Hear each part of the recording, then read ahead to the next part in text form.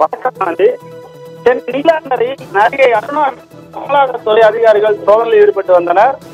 சென்னை நீலாங்கரை கபாலீஸ்வர நகர் கேசினார் பகுதியில் தொழிலதிபர் மன்மோகன் குப்தா நடிகை அருணா தம்பதியினர் வசித்து வருகின்றனர்.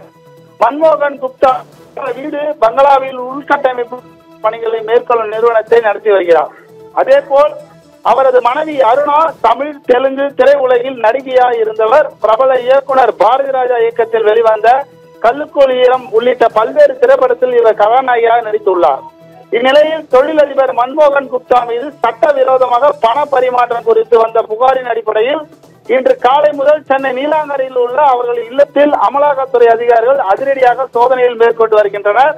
நீலாங்கரை கபாலீஸ்வர நகரில் உள்ள அவரது வீட்டு சொகுசு பங்களா உள்ளிட்ட 3 கார்களில் வந்துள்ள 10க்கும் மேற்பட்ட அமலாக்கத்துறை அதிகாரிகள் சோதனையில் ஈடுபட்டு உள்ளதாக கூறப்படுகிறது.